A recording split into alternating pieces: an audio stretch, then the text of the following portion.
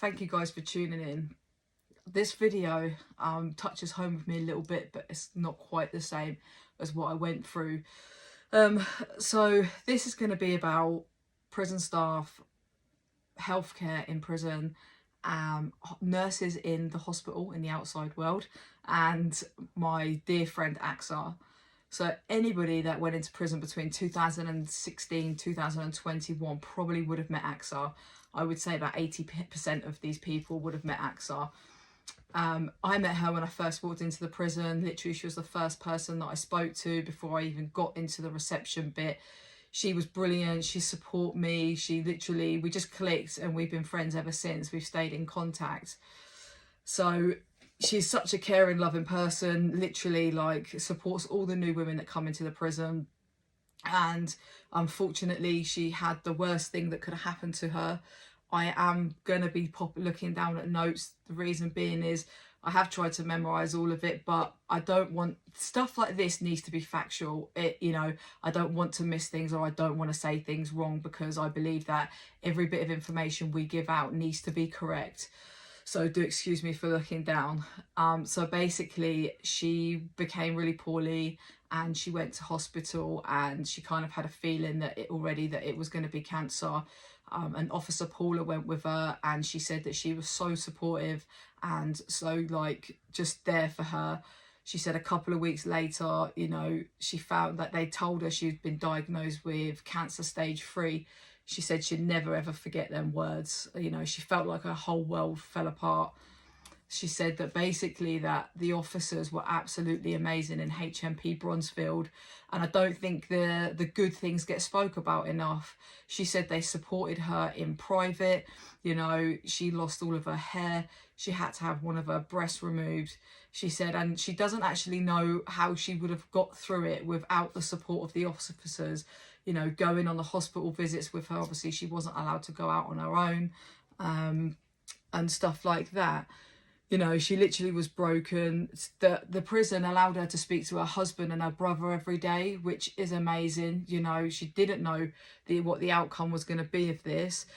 She also said that, she got sepsis, and through the infection, the staff stayed with her and was so calm, even when she was in the worst pain. She said, losing her breasts and everything else, she was allowed to have extra staff, but yeah, and also, she says she really can't fault the staff. She said they saved her mentally and emotionally. That's such a massive thing. Like, imagine if your child was in prison and they got diagnosed with cancer, and you're there alone, like you're locked in this cell. And I say it every time, yes, it's our fault, we're there, but it doesn't mean that anybody deserves to go through that. You're locked away in your cell and you don't know if you're gonna die, especially if you're a good person. Like, she is a good person. She just made dumb mistake, made stupid choices just like me. It doesn't make you evil. It doesn't make you deserve to go through something like that. She said that they all supported her, even the prisoners. She said the girls on the wing, they were so great. Even when I saw her for the first time without, where she had all her hair shaved off, she looked beautiful. She pulled it off. She absolutely smashed it, and you always sort of get worried, because you think, what's your first reaction, because you're about to because I had a video call with her, so I knew she was about to look different. But yeah, she absolutely rocked it. The only thing negative that we can talk about now, is I'm just going to briefly go back down, was the healthcare. Now, this is the maddest thing, is the healthcare was the worst bit of her journey. On here, she said basically it was horrific. They never gave her cancer medication on time. She had an infection that she had to go to the hospital right away, but the healthcare didn't bother. They didn't listen, which led her in hospital with 3 blood transfusions and a plasma transfusion. And the slow and incompetent staff who are not trained in cancer at all, they all she was always worried about her health.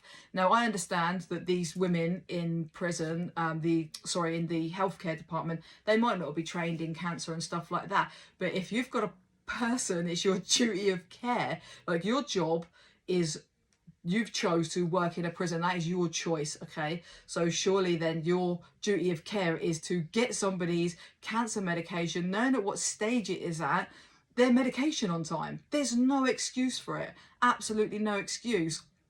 I don't know actually how it works in the private jail, because obviously HMP is half private and half government. So I do believe in SEND, it's like NHS, so it's actually not to do with the prison. And I think that's where a lot of confusion gets mixed up. You know, these prison staff are absolutely giving her the best care, the best, you know, the best that they can give AXA, but yet they can't, you know, then you've got the healthcare side of it, they can't even give her a medication. So she was treated like absolute crap through healthcare, and not by the staff, you know. So things need to change. Like, how is it acceptable? But the thing is people don't listen. People don't want to listen, because the way they look at it is, we're prisoners, so what? Tough crap. Then don't have healthcare at all then. Why would you even have healthcare if that's the case? Then you can't treat people that way. It's just horrific. It's the same with my other dear friend Maxine in SEND. Now, she was a very large girl, but it was water retention. You could see that her skin was so tight, you know, that it was not fat, you know, like when fat is loose and stuff like that. This was different. And the officers, when her feet would swell up, they would send her up to healthcare. They would say, forget the app that you've got to fill in. They would send her off to healthcare, but healthcare were just giving her water tablets. They wasn't sending her to hospital. And then it ends up being that 2 months after I get released from prison, she dies. She dies in hospital because they neglected her. They neglected all these bruising. She had all these purple bruising up all her body. And I was there. I witnessed it. The officers would go, Max, you need to go and get it checked. They'd ring up healthcare. They send her up there. Healthcare would send her back saying, it's nothing. It's nothing. It's nothing. Because they just don't care. They can't be bothered with the paperwork. And now her family are looking into it because she was neglected. But the problem is now it's like the prison neglected her, but it wasn't the prison, it was the NHS that neglected her. It was the hospital bit inside the prison, because like I said, I witnessed the officers trying to do stuff, but where do the officers go if the nurses are sending her back? Because the prison officers aren't nurses. So, you know, you're stuck in a situation, but the way they look at it straight away is it's the prison officers. I'm not trying to stick up for them, because you know what? I've got so much hate for some... Actually, that's the wrong word to use. I'd reframe that, because I don't hate anybody, but you know when someone's toyed with you and they've like played with your emotions, they've made you feel type of way, you know, that's what some of them did to me. So I don't want to give love, which I should, you know, it's not a positive thing to say at all, but I wouldn't praise, basically I would not praise them if it wasn't really due. And some of these officers really deserve praising. Even AXA said to me that when she was in the hospital, you know, all the nurses and that, they kept her upbeat. They would laugh and joke with her. They didn't care that she was cuffed to officers. They just treated her like a normal human being, you know. And that's another amazing thing. You know, these NHS staff, they're on crap money, they work God knows what hours send, but they still don't look at her and go, oh, you're wasting us time because you're a prisoner, you shouldn't deserve our time. They just treated her like a normal human being. And then there's people out there that want to judge us for being a prisoner, but you've got these humble people that just don't care. You know, I could go on about this one for a long time, but yeah, I just wanted to say, AXA, like, you're a legend, and I know one day you'll get to see this video. Just stay strong. You're doing amazing. You're absolutely smashing it. And you know what, to any of the officers that did look out for her, thank you. I appreciate that, because it is so nice to know, like, that, be reassured that your family and friends inside are being looked after by somebody. It's a very lonely place, prison. Thank you for tuning in, guys.